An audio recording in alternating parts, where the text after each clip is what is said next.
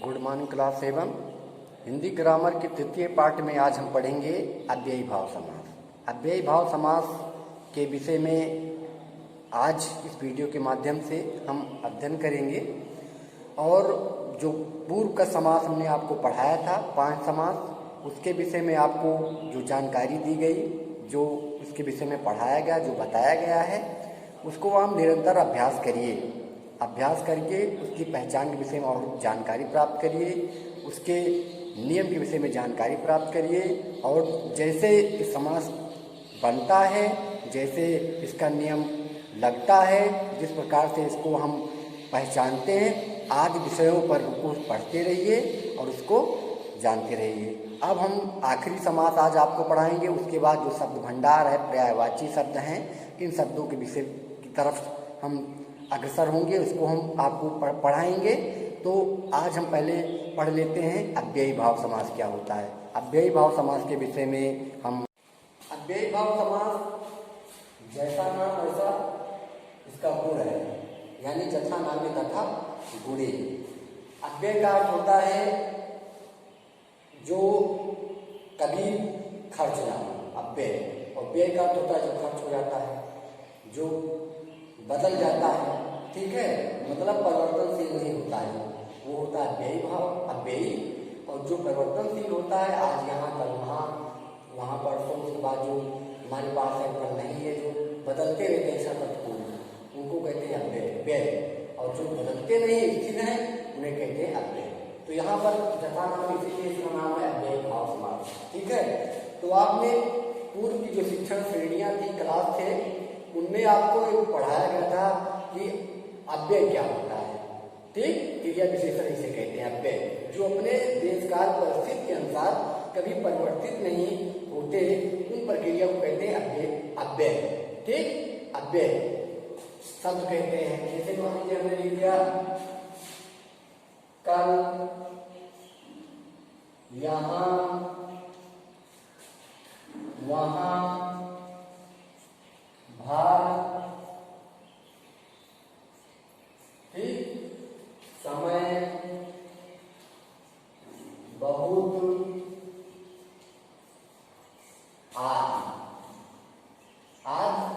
आज सब ऐसे होते हैं जो किसी भी वाक्य में प्रयोग किए जाए, किसी भी पदक्रम में प्रयोग किए जाए, व्यवस्थित समूह में प्रयुक्त किए जाते हैं।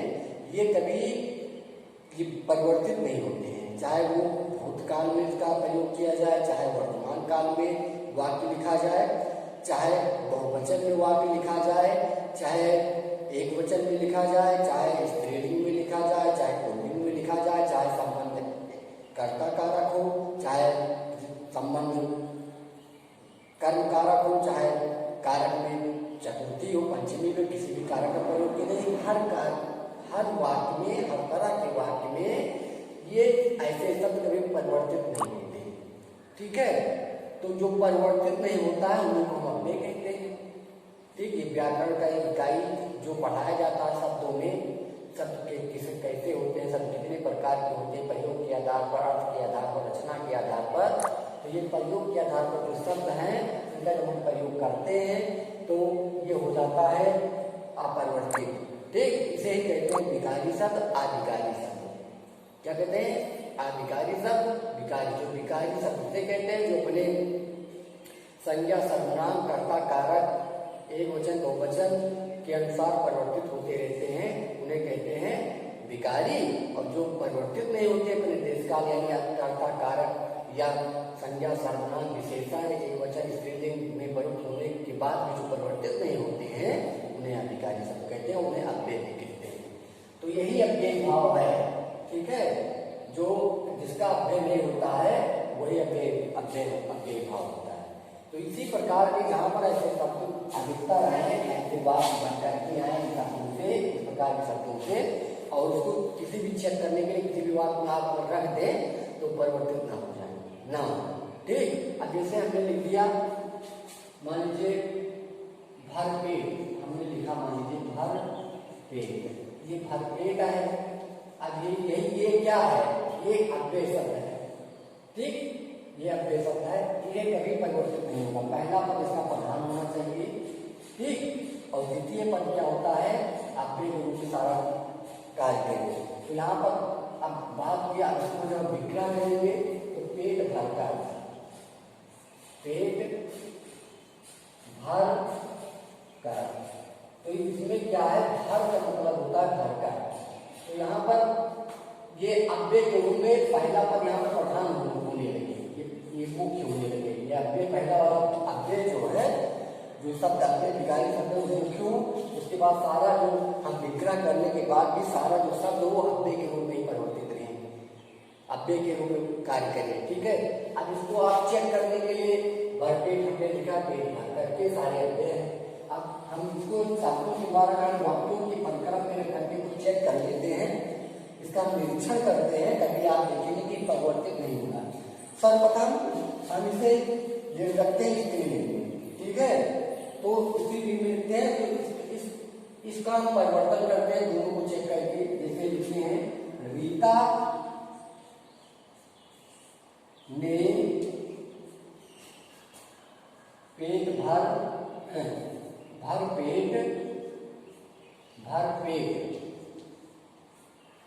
पेट अब यहाँ ब्रेकेट में इसको भी चेक कर लीजिए, साथ साथ ये विग्रह को भी पेट भरकर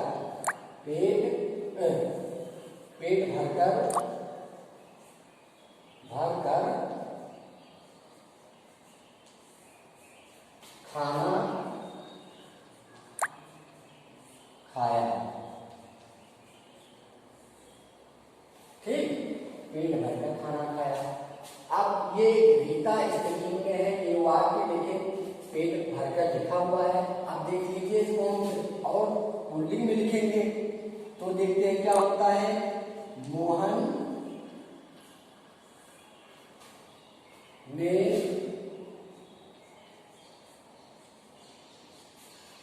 भर पेट खाना खाया।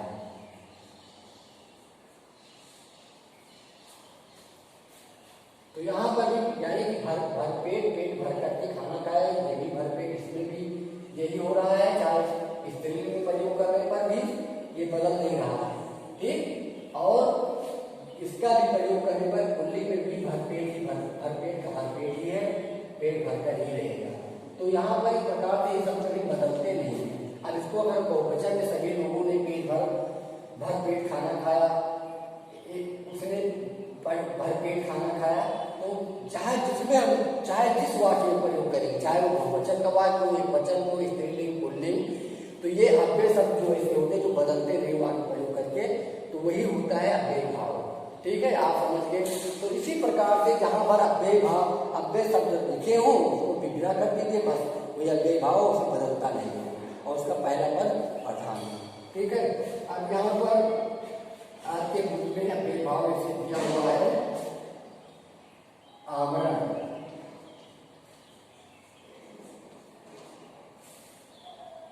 ठीक, तो ये प्रधान हो गया, ये पहला पद है आ, दूसरा पद है मरण, तो ये प्रधान होता है। क्यों? क्योंकि ये प्रधान हो रहा है। इसको जब विग्रह करेंगे तो जैसा सेंटेंस बने हिंदी का उपयुक्त बोल लेंगे, उसी प्रकार से हम लिख देते हैं। यहाँ पर लिखा गया है, जब विग्रह करेंगे तो हो जाएगा मरण पर। तो ये आ क्या होता है, आ ये उपसर्ग है। ठीक, अब इसका लगा रहा कि इसका होता है पर्यंत होता है, इसका होता है पूरा, इसका होता है तक, इसका होता है इधर। तो यहाँ पर अब मरना कहाँ तक है, ये मरण है, तो ये हो जाएगा जब तक हम मरे नहीं, मतलब जहां तक जब ये पूर्णता का बोध करा रहा है।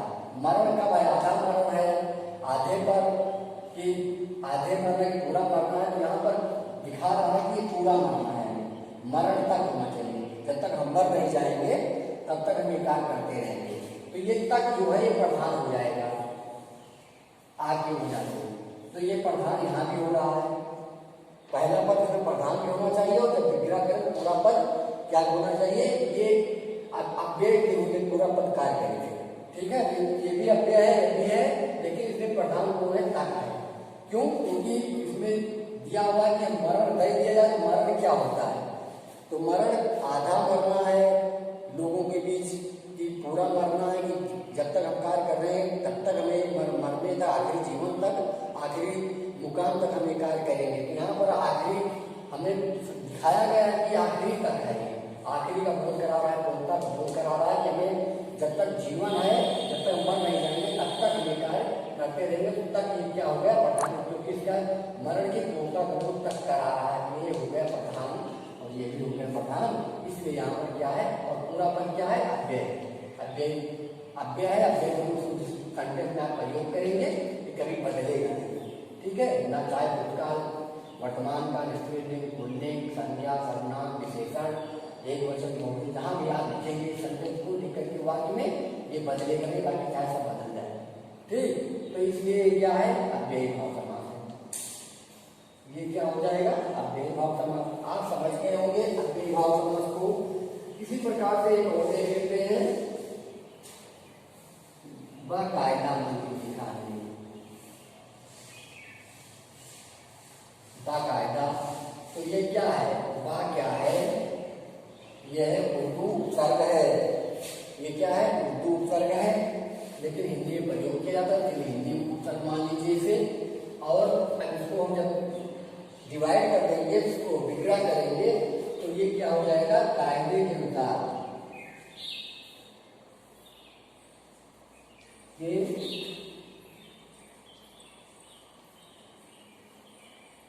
अनुसार।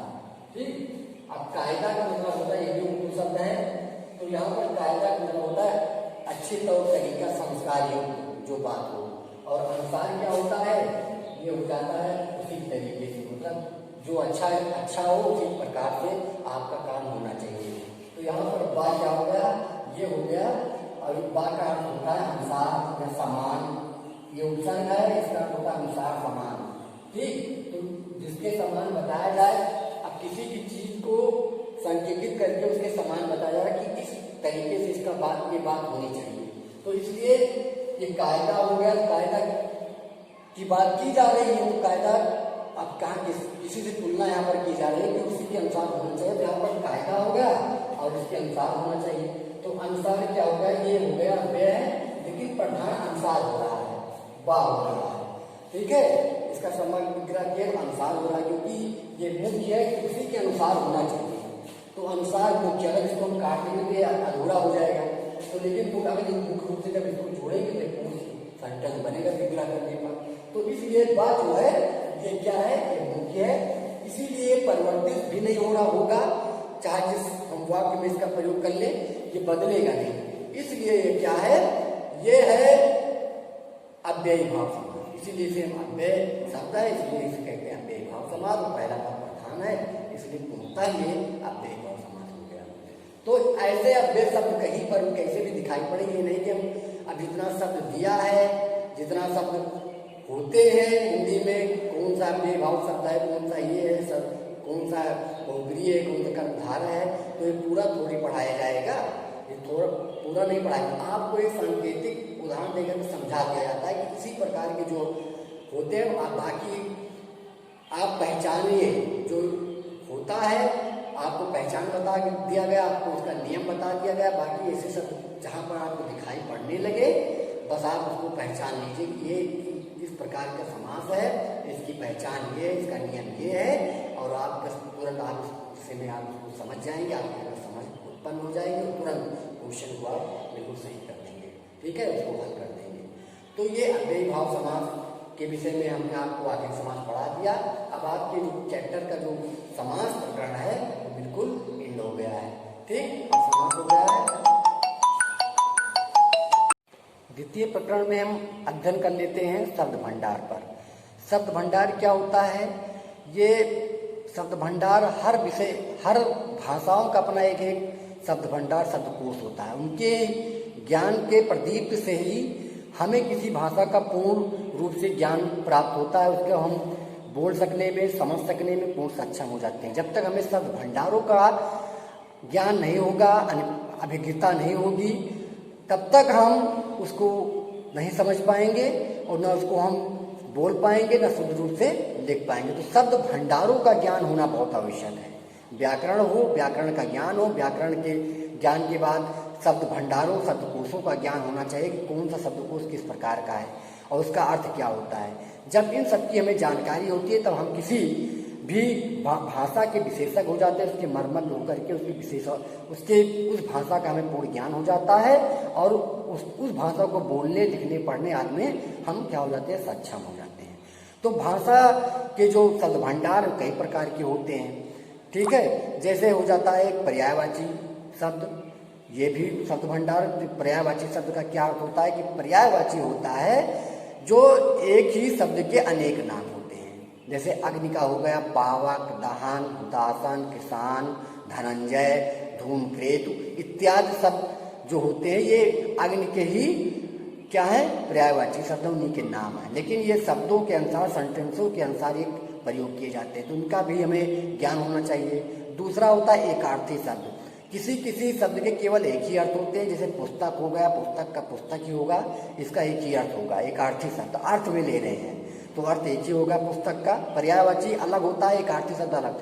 तो मतलब जब किसी वस्तु का एक नाम हो, एक ही अर्थ हो, तो उसे हम कहते हैं एकार्थी शब्द जिसका एक ही अर्थ निकले। सड़क हो गया, ठीक है, पंखा हो गया, ये सब क्या है, एक ही अर्थ में है। अनेकार्थी, किसी किसी शब्द का एक शब्द होता है, उसके अनेक अर्थ होते हैं। जैसे हमने मान लीजिए लिख लिया अंबर। अंबर का अर्थ होता है वस्त्र भी, और अंबर का अर्थ होता है आकाश भी, ठीक। और उसके बाद उसी प्रकार से मान लीजिए हमने ले लिया अंक। अंक का अर्थ होता है गोद भी, अंक का अर्थ होता है नाटक का भाग भी, अंक का अर्थ होता है गिनती। इसके कई अर्थ हो जाते हैं। तो इस प्रकार से जहां पर एक शब्द के अनेक अर्थ होते हैं उसे अनेकार्थी शब्द कहते हैं। समश्रुत भिन्नार्थक शब्द, कभी कभी हम देखते हैं कि एक शब्द एक ही तरीके से दिखाई पड़ते हैं, ठीक, लेकिन वो क्या होता है कि उनके अर्थ जो होते हैं अलग अलग होते हैं। जैसे हमने मान लीजिए लिख दिया चर्म। चर्म शब्द का अर्थ होता है चमड़ा, छाल, शरीर के जो ऊपर के जो छाल होते हैं, चमड़े जो होते हैं, उनका अर्थ होता है छाल। और एक चरम होता है जिसका अर्थ होता है शीर्ष, ठीक। इसी प्रकार से हम मान लीजिए बोल देते हैं कोष। कोष का अर्थ क्या होता है, खजाना होता है, ठीक। और कोष का अर्थ क्या होता है, शब्द भंडार भी होता है। तो एक कोष में एक लिखा होता है खटकोण सा वाला कोष जिसे कहते हैं, ठीक। उसमें जिसे कहते हैं मूर्धन्य सा, जिसे हिंदी में शुद्ध भाषा में कहते हैं मूर्धन्य सा वाला, जहाँ पर कोष लिखा रहता है उसको खजाना कहते हैं। और एक तालव्य सा लिखा रहता है जिसे कहते हैं, जिसमें आवेश, आक्रोश शब्द में जो शब्द लिखे लगा होता है उसे कहते हैं, वे होते हैं तालव्य सा। और वो उनको हम प्रयोग कैसे करते हैं, किसमें, में शब्द भंडार में। तो इन दोनों का अर्थ अलग होगा, दिखाई पड़ते हैं समान रूप से, ठीक, लेकिन अर्थ क्या होते हैं, अलग अलग होते हैं। तो इसी प्रकार से ये आपका संस्कृत भिन्नार्थक शब्द। एक वाक्यांशों के लिए एक शब्द, अनेक जो वाक्यांश दिए रहते हैं, अनेक शब्द दिए रहते हैं, उनके लिए केवल एक शब्द हो जाता है, ठीक है। जैसे असाध्य, जो करने में जिसको साधा ना जा सके, जो करने में कठिनाई उत्पन्न हो जिसमें, उसे असाध्य कहते हैं। जिसको कभी साधा ना जा सके, जिसको हम तरीका ना अपना सके, उसे कहते हैं असाध्य। तो कई शब्द हुए लेकिन शब्द एक बन गया। तो वाक्यांश, अनेक वाक्यांश के लिए एक शब्द भी, इसका भी हमें ज्ञान होना चाहिए। तब ये सब हिंदी में तो ये बहुत सब आवश्यक है, तभी इसको हम आपको वीक पॉइंट आपको अपने दूर कर सकते हैं। इनके व्याकरण को पढ़ करके, इनके शब्दकोशों को पढ़ करके तभी अपना वीक पॉइंट इसको हम दूर कर सकते हैं, ठीक है। आजन्म, संपूर्ण जब पूरे जन्म तक, जन्म जीवन तक, संपूर्ण जीवन तक, तो एक शब्द बन जाएगा आजन्म, एक शब्द में बन गया, ठीक। तो ऐसे अनेक वाक्यांश के लिए एक शब्द होने चाहिए। तो इस प्रकार से शब्द भंडार जो है ये इनका अलग अलग शब्दकोश है, अलग अलग शब्द भंडार, अलग अलग अर्थ, अलग अलग मायने होते हैं, इनके मीनिंग डिफरेंट होते हैं हर चीज़ के, और इनको ज्ञान करके शब्दकोश में जब पिरो लेते हैं तो इसका हमें जब ज्ञान भंडार बढ़ जाता है तो हम अपनी भाषा, मातृभाषा, राष्ट्रभाषा और राजभाषा को पूर्ण रूप से हम भिज्ञ हो जाते हैं। इसके विषय पूर्णता अभिज्ञान हो जाता है हमें, मतलब पूरा हमें नॉलेज हो जाता है, और इस किसी भी भाषा को हम इस प्रकार से पूर्ण समझ सकते हैं, पूर्ण से बोल सकते हैं, पूर्ण से लिख सकते हैं, और इसका एक विशेषज्ञ बन जाते हैं। तो हिंदी भाषा में इस प्रकार के शब्दकोश भी दिए हैं, रहते हैं। इनको भी आप अध्ययन करिए, इनको पढ़िए।